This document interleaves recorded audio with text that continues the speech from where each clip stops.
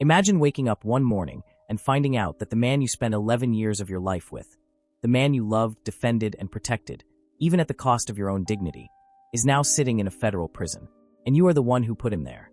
Not with a weapon, not with a lie, but with your truth, with your tears, with your texts, the very private messages you sent from your phone, messages that were meant to stay between two people, are now being read aloud inside a Manhattan courtroom to a jury of 12 strangers, deciding the fate of one of the most powerful men in music history. And just when you think the worst is behind you, just when you think you can finally breathe, just when you think the story is over, someone new walks through the door with a brand new lawsuit, a brand new story, and a demand for $10 million. Welcome to the world of Cassie Ventura in the year 2026, where the nightmare never truly ends, and the text messages just keep coming. If this story has your jaw on the floor right now, I promise you, we are just getting started. There is so much more that the mainstream media is not telling you.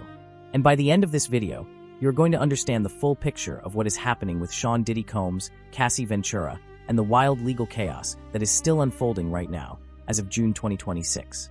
So before we dive in, if you are new here, please subscribe to this channel right now and hit that bell icon so you never miss a video like this. We drop deep dives on the biggest stories in entertainment, crime, and culture, and trust me, you do not want to fall behind on this one. Alright, let's get into it. To understand where we are today, we have to go back to where this all started. Because this is not just a story about a celebrity trial. This is a story about power, control, manipulation, money, and what happens when a woman finally decides to stop protecting a man who never protected her. Cassie Ventura, whose full name is Cassandra Ventura, spent 11 years, from 2007 to 2018, in a relationship with Sean Combs, the man the world knew as Puff Daddy P. Diddy, or simply Diddy. To the outside world, they looked like music royalty. They attended the Met Gala together. They walked red carpets. They seemed, at least on the surface, like one of the most glamorous couples in the industry. But behind closed doors, according to Cassie's testimony and the evidence presented at trial, the reality was something completely different. Something terrifying.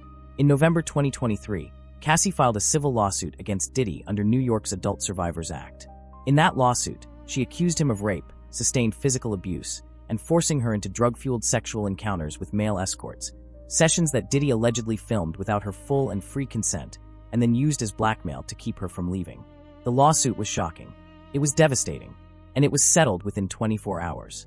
Diddy paid Cassie $20 million, and the lawsuit disappeared from the public docket. Or so he thought, because what happened next changed everything. Federal investigators had already been watching Combs for some time. Cassie's lawsuit was the crack in the dam. Within months, the dam broke wide open. In September 2024, federal agents raided Diddy's homes in Los Angeles and Miami. The images of those raids went viral worldwide. Suitcases being wheeled out, boxes of evidence, Diddy's private jets on standby. And then, just days later, Sean Combs was arrested. He was taken into custody at a Manhattan hotel, transported to the Metropolitan Detention Center in Brooklyn, and charged with 5 federal counts, including racketeering conspiracy, 2 counts of sex trafficking by force, fraud, and coercion, and 2 counts of transportation to engage in prostitution. He pleaded not guilty to every single charge. He would spend the next year behind bars, waiting for trial.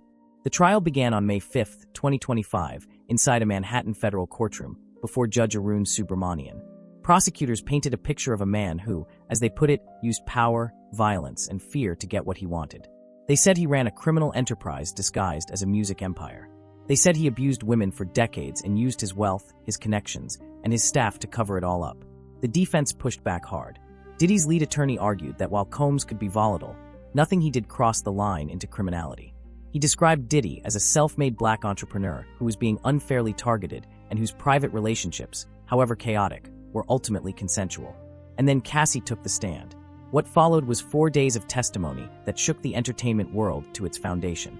Cassie Ventura, who was heavily pregnant at the time, sat in that witness box and told a federal jury everything. She described years of sustained physical and sexual abuse.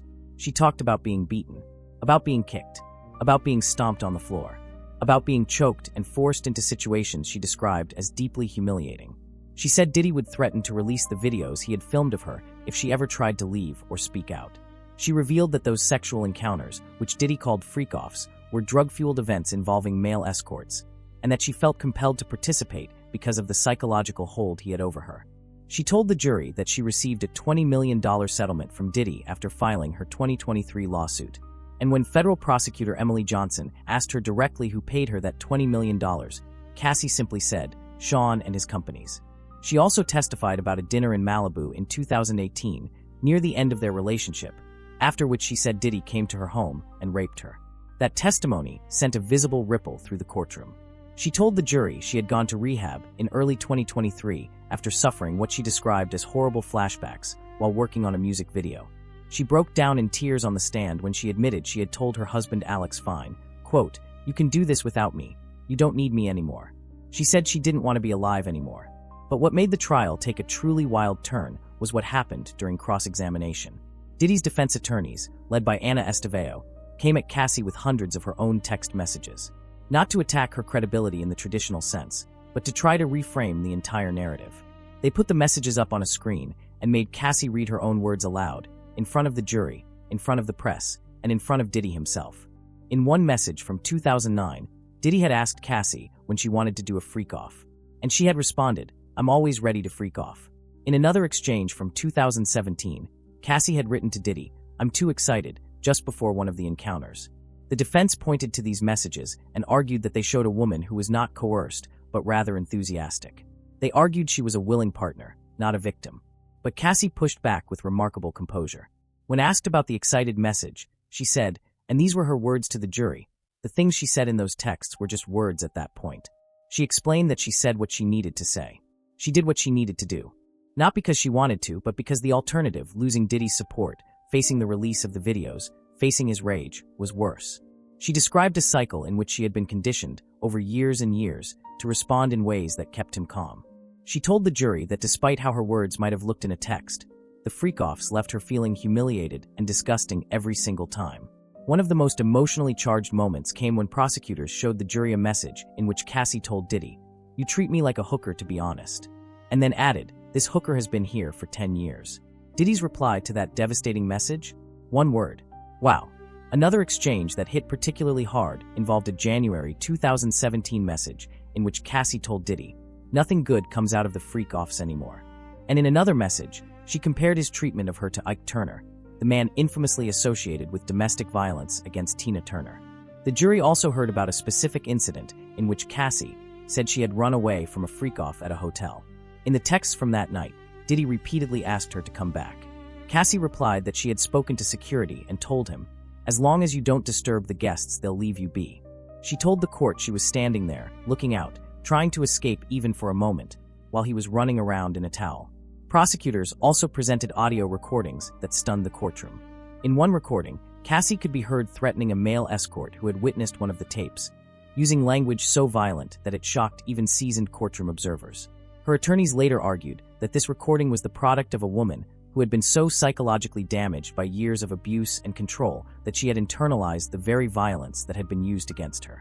Cassie's lawyer Douglas Wigdor made clear from the beginning that Cassie was not on trial. She was the victim. But the defense did everything in its power to muddy those waters. Now let's talk about the verdict, because this is where things got complicated in a way that many people did not expect. The jury deliberated for 3 days, and when they came back, it was a split decision. The jury acquitted Sean Combs of racketeering conspiracy and of both sex trafficking charges, including the charge of sex trafficking Cassie specifically. However, they convicted him on 2 counts under the Mann Act, also known as the White Slave Traffic Act, for transportation to engage in prostitution. 2 counts. Found guilty. On October 3, 2025, Judge Subramanian sentenced Sean Diddy Combs to 50 months in federal prison. That is just over 4 years, plus a $500,000 fine and 5 years of supervised release after his release. Prosecutors had asked for more than 11 years. Diddy's team had pushed for a much shorter sentence. The judge landed in the middle. The reaction was immediate and deeply divided.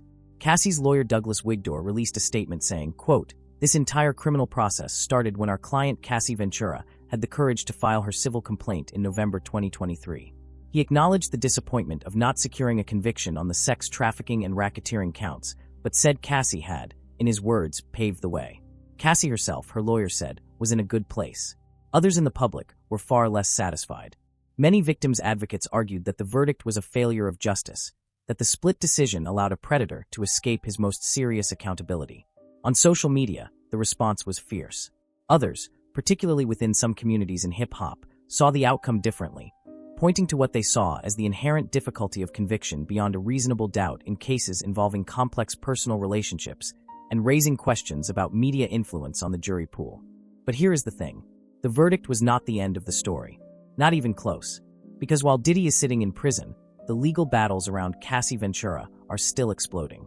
And in June 2026, there are two massive new developments that have dropped simultaneously, and together they form the most jaw-dropping chapter of this entire saga. Let's start with the Cassie texts that just surfaced in the newest lawsuit. A man named Edmond Laurent, a dancer and model, has filed a civil lawsuit against both Cassie Ventura and Sean Combs, seeking $10 million in damages.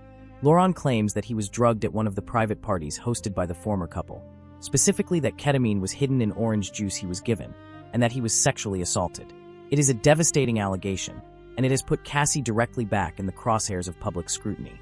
But Cassie is fighting back, and she is doing it with text messages. Just like at the trial, the texts are at the center of everything. Cassie's legal team immediately filed a motion to dismiss Laurent's lawsuit, calling the allegations completely fabricated and deeply defamatory. And then, to back that up, they dropped a bombshell.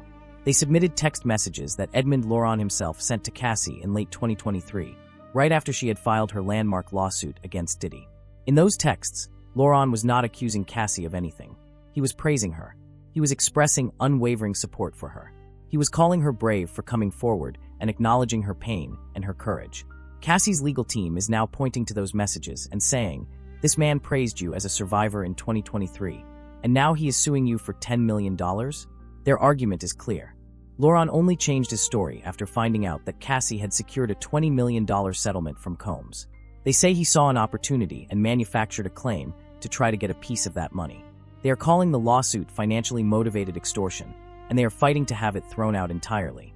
And if that was not enough, the second development is even more personal and surprising. In a court declaration dated May 1st, 2026, and reviewed by multiple major outlets including TMZ, Complex, and E! News, Cassie Ventura has officially confirmed that she has left the United States and that she has no intention of coming back.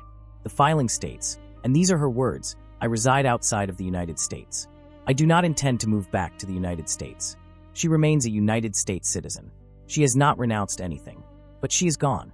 The exact location where she is living has not been publicly confirmed, but the court documents do note that she believes it would be more practical for her to attend any necessary proceedings in New York rather than California, where the Laurent lawsuit is being handled, because her legal team is based in New York. That logistical detail is one of the reasons she is seeking to have the California venue changed or the case dismissed. The timing of her departure appears to coincide with the resolution of much of her direct legal involvement with the Combs case. According to reporting from Complex, Cassie received a combined payout of roughly $30 million. That includes approximately $20 million from Sean Combs in their 2023 civil settlement, and an additional roughly $10 million from the Intercontinental Hotel in Los Angeles, after surveillance footage emerged showing Diddy physically assaulting her in a hotel hallway in 2016. That footage, first published by CNN in May 2024, became one of the most viewed and most disturbing pieces of evidence in the entire saga. In it, a barefoot Diddy in a towel can be seen chasing Cassie down a hallway, throwing her to the ground, kicking and stomping her, and attempting to drag her back to their hotel room. The hotel reached a settlement of its own with Cassie. And now, with both settlements behind her, she has apparently decided that she has done everything she came to do. She testified. She told her truth. She helped put Sean Combs behind bars. And now she has packed up her family, including her husband Alex Fine and their 3 children, the youngest of whom, a boy, was born on May 28, 2025, just 2 weeks after she finished her testimony on the stand. And she has started a new chapter somewhere far from the country that put her through all of this. Now there is one more thread in this story that we absolutely have to talk about, because it changes the picture in ways that are uncomfortable and complicated. There is a man named Clayton Howard. He is a male escort who participated in the freak-offs that Cassie testified about.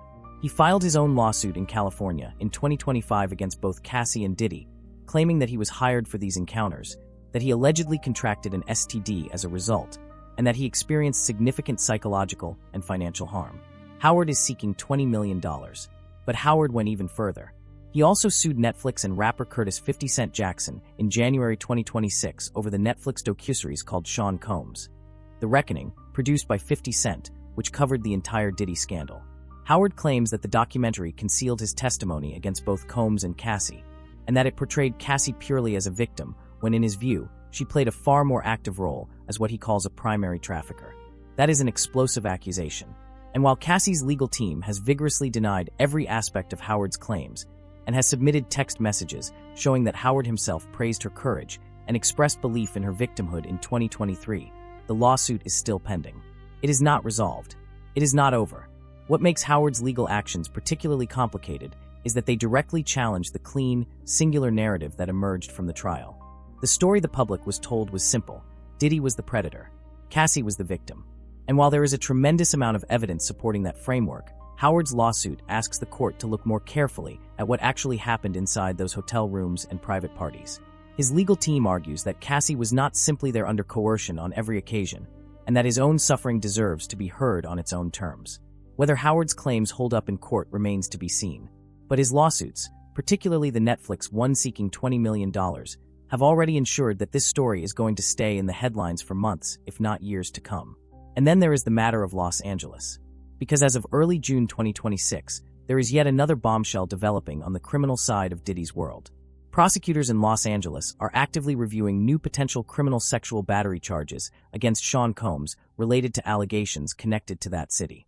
If those charges are filed and proceed, Diddy could be facing an entirely separate criminal prosecution in California on top of his current federal prison sentence. That means even after he serves his 50 months in the federal system, there may be more legal proceedings waiting for him on the other side. So let us just step back for a moment and take in the full scope of where this story stands. Sean Combs, who was once one of the most powerful men in the music industry, a man who built Bad Boy Records from the ground up, a man who shaped the sound of an era, a man who appeared on the cover of magazines and sat in the front rows at fashion shows and told the world he was the definition of black excellence and hustle, is sitting in a federal prison cell right now. He is serving a 50-month sentence. He has been convicted of 2 federal crimes. He lost his acquittal on racketeering and sex trafficking, but he is still behind bars. His empire is in financial ruin. His reputation is destroyed. His sons attempted to tell his side of the story through a docuseries on Zeus Network, but that effort has largely been overshadowed by the documentary that 50 Cent produced for Netflix. And Los Angeles prosecutors may not be done with him yet. Cassie Ventura, the woman at the center of all of this, the woman who started this entire avalanche with a single lawsuit in November 2023, is somewhere outside of the United States right now, living in a country she has not publicly named, raising 3 children with her husband, and refusing to return to the place that nearly destroyed her. She spent 11 years in what she described as a cycle of abuse. She spent months testifying in federal court while visibly pregnant. She had a baby 2 weeks after stepping off the witness stand. And now she has officially drawn a line and said, this is where that chapter ends. But even from wherever she is, the legal fight is not done, because Edmond Laurent is still suing her for $10 million. And Clayton Howard is still pursuing his California case. And she is still out here, through her lawyers, using text messages as her shield. The same technology that was used against her during cross-examination, the intimate, private, sometimes raw and unfiltered nature of text messages, is now the weapon she is using to defend herself. Those messages from Laurent, sent in 2023 when he called her brave and said he believed in her truth, are now at the heart of her motion to have his lawsuit thrown out. Texts. They built the case against Diddy. They were used to challenge Cassie on the stand. And now they are protecting her from people who want to profit from her pain. It is almost poetic in a brutal, exhausting, deeply human way. There is something worth sitting with here, beyond the legal drama and the tabloid headlines. Because this story is ultimately about what happens when someone decides to tell the truth in a world that is set up to punish them for it. Cassie filed that lawsuit in 2023 knowing full well that it would upend her life. She had a settlement and could have stayed silent forever. But she did not. And the consequences of that decision cascaded outward in ways that nobody fully anticipated. A federal arrest, a historic trial, a split verdict, a prison sentence, new lawsuits, new revelations, and now exile. That is the cost of truth in a system not built to easily receive it. The fact that the jury did not convict Diddy on the most serious charges will always be a complicated part of this story. Beyond a reasonable doubt is a very high legal bar, and the defense's use of Cassie's own texts was devastatingly effective in creating enough complexity in the jurors' minds. But the fact that he is still in prison, that the criminal justice system did find him guilty of something, and that Cassie was believed enough to produce those two-man act convictions is not nothing. It is not everything, but it is not nothing. And now, with Los Angeles circling, with new civil suits still brewing, and with the Netflix docuseries giving this story a second life for audiences who are just now catching up, the full reckoning for Sean Combs may still not be complete. As for Cassie, she is gone. She is healing. She is raising her family somewhere the cameras cannot find her. And she is still fighting, through her lawyers, through court filings, through text messages, using every tool available to make sure the people who want to turn her into a target do not succeed. This story is not over. Not even close. And we will keep following every development as it happens. If you want to stay up to date on this case and all the other massive stories we are covering right now, subscribe to this channel right now and hit that bell icon so you get notified the moment we drop new videos. Drop a comment below and tell me what you think about everything we covered today. Where do you stand on the split verdict? Do you think justice was served? And what do you think about Cassie leaving the United States? Let me know below. I read every comment. Thank you so much for watching, and I will see you in the next one.